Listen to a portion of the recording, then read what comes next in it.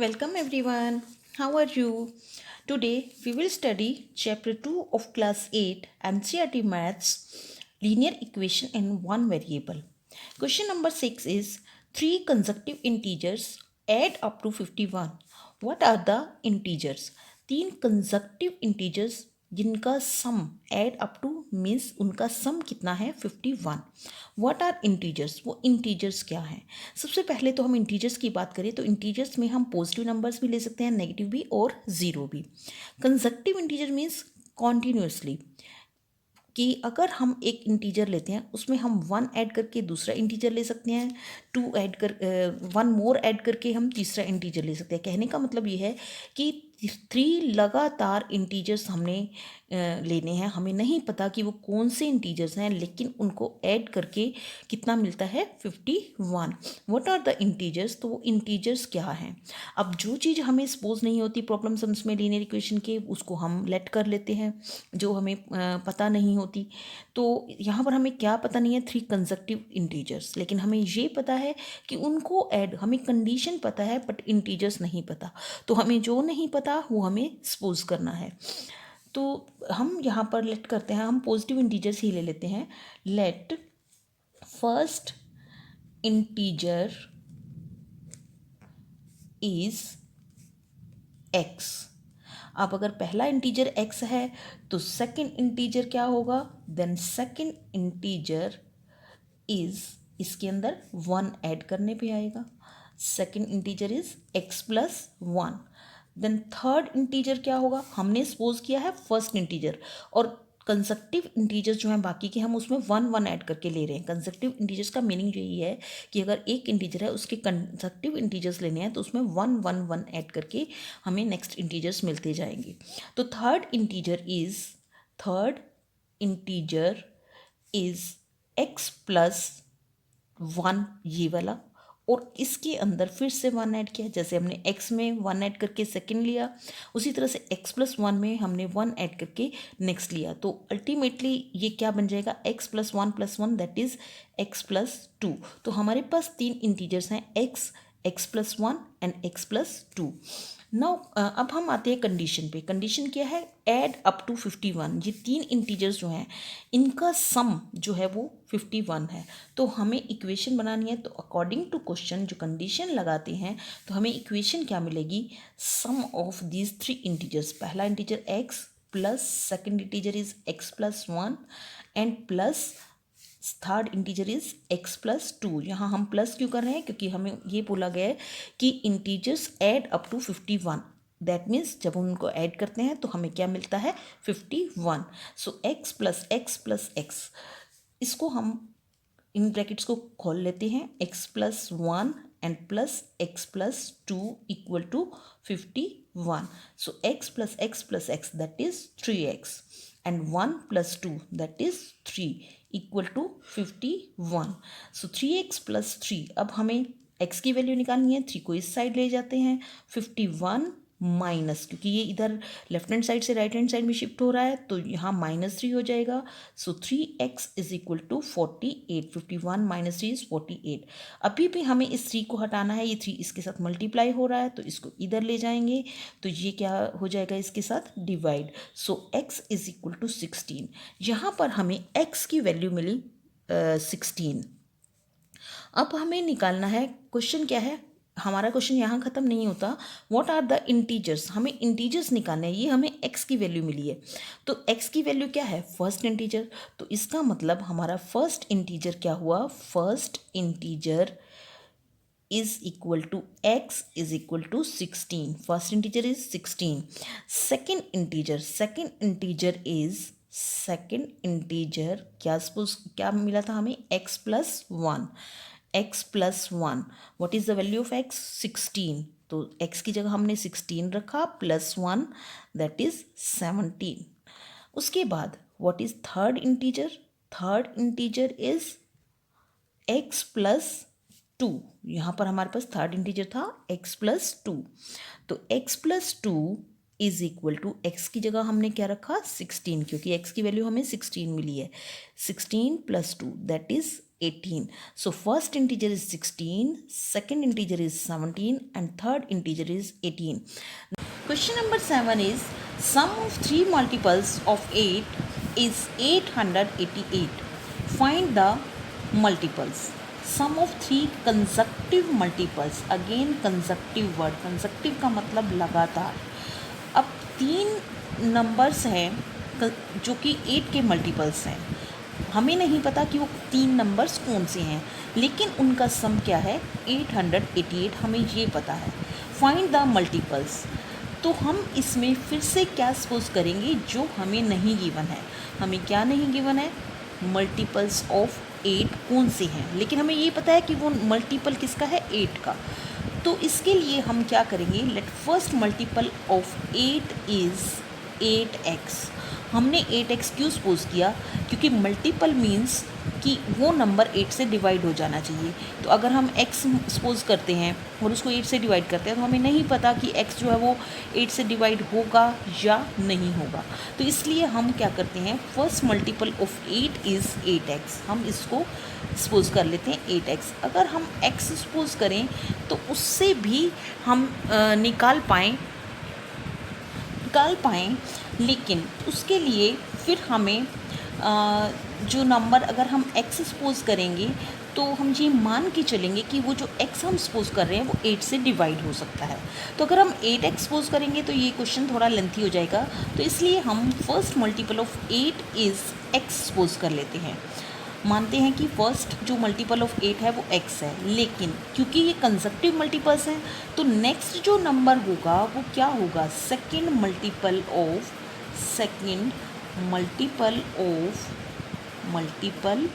Of 8 is.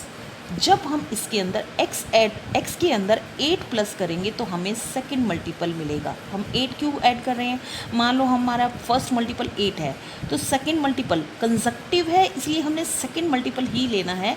तो अगर हम उसके अंदर 8 के अंदर 8 ऐड करेंगे तभी हमें नेक्स्ट मल्टीपल मिलेगा 16. तो अगर हमारा फर्स्ट मल्टीपल x है तो नेक्स्ट मल्टीपल क्या होगा, x प्लस 8. और थर्ड मल्टीपल क्या रहेगा, third multiple will be third multiple of 8 is. जो ये फर्स्ट था ये सेकंड था. फर्स्ट में हमने 8 ऐड किया तो सेकंड मिला. सेकंड में हम फिर से 8 ऐड करेंगे. सेकंड मल्टीपल ये है और इसके अंदर 8 ऐड किया तो ये हमें मिल गया थर्ड मल्टीपल. तो अल्टीमेटली ये क्या बनेगा, x plus 8 that is x plus 16. तो फर्स्ट मल्टीपल हमारा x है, सेकंड मल्टीपल हमारा x प्लस 8 है और थर्ड मल्टीपल जो है हमारा x प्लस 16 है. और कंडीशन क्या है कि इन तीनों मल्टीपल्स का सम जो है दैट इज़ 888. तो first multiple according to question, अब हम इक्वेशन बनाएंगे. According to question first multiple plus second multiple x plus 8 plus third multiple x plus 16 that is equal to 888. अब हमें यहाँ से x की वैल्यू निकालनी है. x plus 8 plus x plus 16 brackets खोल लिए हमने. 888 x plus x that is 3x. 8 plus 16 that is 24 equal to 888. अब हमें x की वैल्यू निकालनी है. 3x को इधर रखेंगे, 24 को इस साइड ले जाएंगे राइट साइड में आकर ये माइनस का हो जाएगा. तो 3 इंटू एक्स, अब ये मल्टीप्लाई हो रहा है, 3 को हटाना है, ये इधर जाके पहले हम इसको सॉल्व करते हैं माइनस को. तो ये हमारे पास आ जाएगा 4 and 6 and 8 864. अब हमें 3 को हटाना है, 3 इधर मल्टीप्लाई हो रहा है तो ये इधर आके क्या हो जाएगा, divide. So 864 divide by 3 is equal to, अब इसको डिवाइड करते हैं. 3 2 6 और रिमाइंडर हमारे पास 2 बचेगा. 3 8 से 24, फिर 2 रिमाइंडर बचेगा एंड 3 8 से 24. So value of x is 288 और x हमारा क्या था, फर्स्ट मल्टीपल. तो हमारा फर्स्ट मल्टीपल क्या होगा, first multiple of 8 is x and that is equal to, हमारे को x की वैल्यू क्या मिली है यहाँ पर 288, और सेकेंड मल्टीपल जो है वो पहले में 8 ऐड करके आया, दैट इज़ x प्लस 8। तो सेकेंड मल्टीपल ऑफ किसका, 8 का, ऑफ 8 क्या था हमारा x plus 8, that means x की वैल्यू 288 और इसके अंदर 8 प्लस किया तो हमें क्या मिला 296। और थर्ड मल्टीपल क्या रहेगा, थर्ड मल्टीपल ऑफ 8 इज़ कितना था, x plus 16, that means x जो हमारी वैल्यू x की आई थी 288 और उसके अंदर हमने क्या ऐड कर दिया 16, तो ये हमारे पास आ गया 4 and 6 and 8 14 carry over 1 and 8 and 1 9 and 1 10 carry over 1 and this is 3, तो 304 जो हमारा थर्ड मल्टीपल होगा वो क्या होगा 8 का 304। तो हमारे तीन मल्टीपल्स कौन से हमें मिले 288, 296 and 304। Now question number 8 is 3 consecutive integers are such that when they are taken in order and multiply by 2, 3 and 4 they add up to 74. Find these numbers। क्या है कि 3 कंसेक्टिव इंटीजर्स हैं, इंटीजर्स में वैसे तो नेगेटिव नंबर्स भी ले सकते हैं बट हम जनरली क्या लेते हैं positive integers. 3 consecutive integers are such that when they are taken in order, जब उनको ऑर्डर में लिया जाता है, एक के बाद एक लिया जाता है, और कौन से ऑर्डर में लिया जाता है, इंक्रीजिंग ऑर्डर में, मतलब कि पहले छोटा फिर उससे बड़ा और फिर उससे बड़ा, एंड मल्टीप्लाइड बाय 2, 3 एंड 4, और उन तीनों को हम पहले को 2 से मल्टीप्लाई कर देते हैं, दूसरे को 3 से और तीसरे को 4 से, और उनको मल्टीप्लाई करने के बाद अगर हम उनको ऐड करते हैं तो हमें क्या आंसर मिलता है 74। Find these numbers. तो again we will be supposing consecutive integers. तो let first integer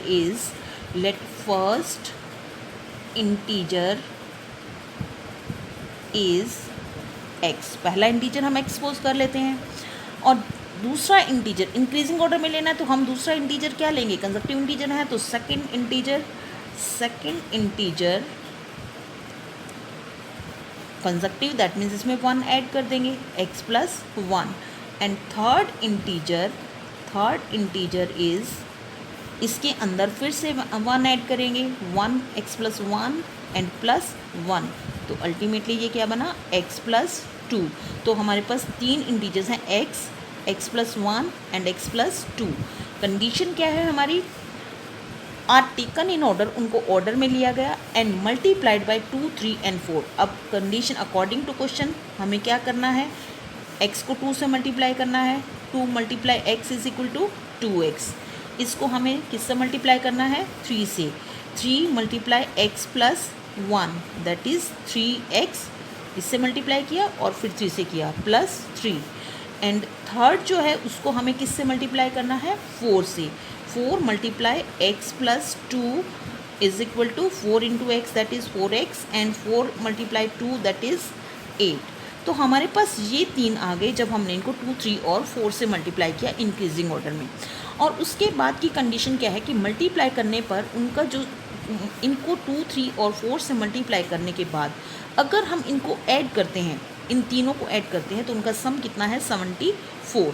so according to question again 2x, 2 conditions हैं, अकॉर्डिंग टू क्वेश्चन ये किया, फिर हमने अकॉर्डिंग टू क्वेश्चन उनको ऐड कर रहे हैं, 2x plus 3x plus 3 and plus 4x plus 8। So this is equal to 74। Again 2x bracket solve किए, 3x plus 3 plus 4x plus 8 equal to 74।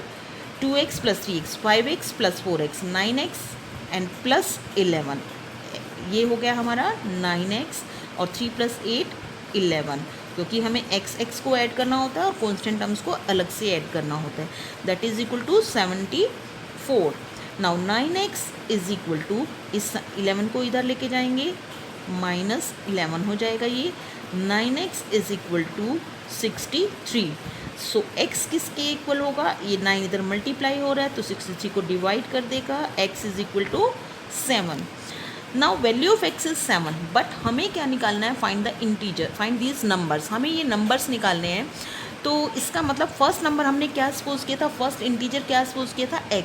So first integer is x and that is equal to 7। Second integer क्या होगा हमारा, that is x plus 1, x की value 7 plus 1 that is 8, ये continuously आ रहे हैं। And third integer is क्या था हमारा third integer, x plus 2। So x plus 2 that is x हमारी 7 वैल्यू है x की, plus 2 that is equal to 9। और हम ये देख रहे हैं कि 7, 8 and 9 these are 3 consecutive integers. उसके बाद question number 9, what is question number 9, that is the ages of Rahul and Harun are in the ratio 5:7. 4 years later, the sum of their ages will be 56 years. What are their present ages? जब भी as की बात आती है तो हम present as suppose करते हैं, और जब भी रेशो की बात आती है तो जो चीज़ हम सपोज करते हैं उसको उस रेशो की टर्म्स में सपोज करते हैं। वो क्यों, अभी हम जब इस सम को करते हैं तो पता चलेगा। क्या है कि Rahul and Haroon are in ratio, उनकी जो एज है राहुल की और हैरून की, उनकी एज की रेशो कितनी है, 5:7। दैट मीन्स जो प्रेजेंट एज है उसकी रेशो 5:7 है। 4 years लेटर का मतलब अब से, प्रेजेंट एज से 4 years बाद। दैट मीन्स अगर हम बाद की बात करें तो हम एज को ऐड करेंगे, 4 years के बाद का मतलब अब वाली जो एज है उसके अंदर 4 years ऐड करेंगे। तो अब से 4 years के बाद उनकी एजेस का सम कितना होगा, 56 years। So what are their present ages, में से हमने यहाँ निकालनी भी प्रेजेंट एज है, जो हम एक चीज़ निकालनी होती है उसी को सपोज करते हैं। और जब भी एज की बात आती है तो हम प्रेजेंट, अगर हम कुछ ईयर्स बाद की एज लेते हैं तो भी उसको प्रेजेंट एज से कंपेयर करेंगे कि अगर मैंने ये देखना है कि मेरी एज 4 साल बाद कितनी होगी, अगर मेरी प्रेजेंट एज 10 years है तो मेरी एज 4 years के बाद कितनी होगी, हम 4 ऐड कर देंगे। अगर मुझे ये देखना है कि मेरी एज 4 years पहले कितनी थी, अब प्रेजेंट एज अगर 10 है तो 4 years पहले, दैट मीन्स उसमें से हम क्या करेंगे, 4 years पहले दैट मीन्स 10 - 4 उसमें से माइनस कर देंगे। मतलब अगर हमने आफ्टर एज देखनी है 4 years आफ्टर, तो उसमें हम क्या करेंगे, लेटर या आफ्टर उसमें हम ऐड करेंगे, और अगर हम बिफोर देखेंगे प्रेजेंट एज से तो उसमें हम माइनस करेंगे। सो लेट, अब 2 हैं यहाँ पर राहुल एंड हैरून और 2 ही रेशियो हैं। लेट राहुल्स प्रेजेंट एज, हमें यहाँ प्रेजेंट एज सपोज करनी है। प्रेजेंट एज इज़ 5x, ये हम 5x क्यों सपोज कर रहे हैं, अभी हम बाद में इसको डिस्कस करते हैं।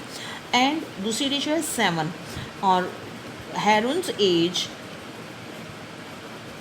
Present age is 7x। ये हमने 5x और 7x इसलिए सपोज किया कि जो भी हम एजेस ले रहे हैं उनकी रेशो कितनी आनी चाहिए, 5:7। अगर हम इनकी रेशो कैलकुलेट करें 5x अपॉन 7x, तो x कैंसिल करके हमें 5:7 मिलेगा। तो रेशो की टर्म्स में हमने इसको सपोज कर दिया। अब बात आती है 4 years लेटर,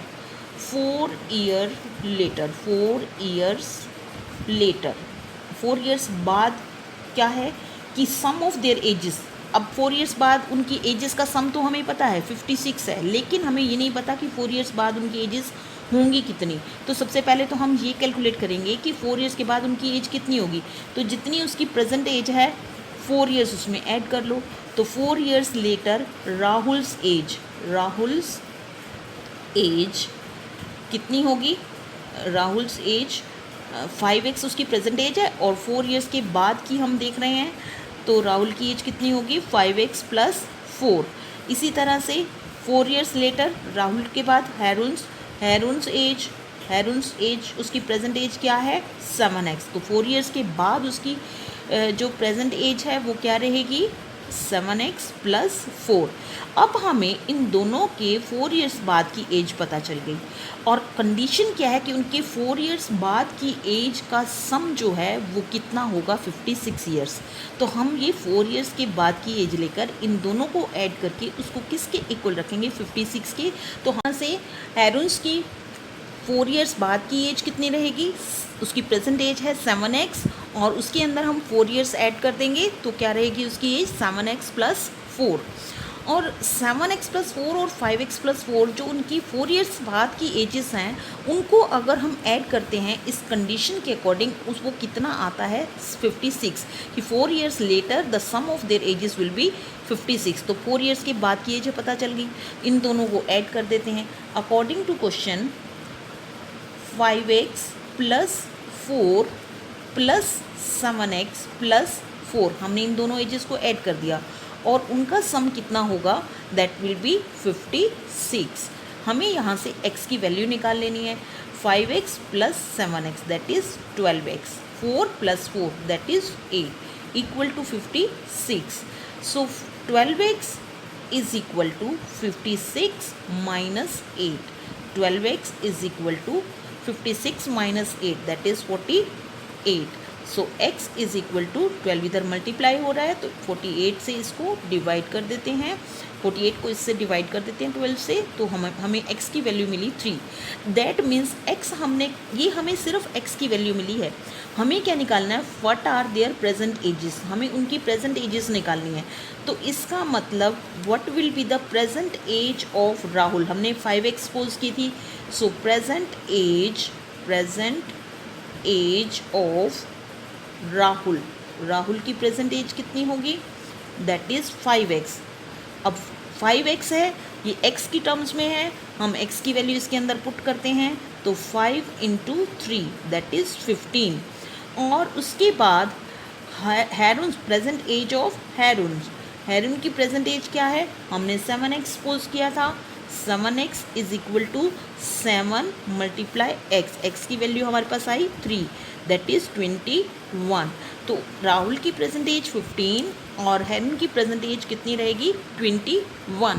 यहाँ से हम ये भी देख सकते हैं कि क्या इनकी रेशियो 5:7 आ रही है। अगर हम इनको डिवाइड करते हैं रफली, हम अगर कैलकुलेट करना चाहें कि हमारा सम ठीक है या नहीं, तो क्या इनकी रेशियो जो है वो 5:7 आ रही है। 15/21 अगर हम रेशियो निकालते हैं तो ये 3 की टेबल पर कैंसिल हो रहा है दैट इज़ 5 3 एंड 7 3 तो 5:7 आ रहा है। दैट मीन्स हमारा सम बिल्कुल ठीक है। ये हम वैसे भी चेक कर सकते हैं, वैसे तो हम आंसर देख के चेक करते हैं ना कि ठीक है या नहीं। तो यहाँ से हम जो कंडीशन दी होती है वो हम लगाकर भी देख सकते हैं कि हमारा सम ठीक है नहीं, और हमारा सम जो है बिल्कुल ठीक है क्योंकि इनकी रेशियो आज जो प्रेजेंट एजेस की रेशियो है वो 5:7 आ रही है। क्वेश्चन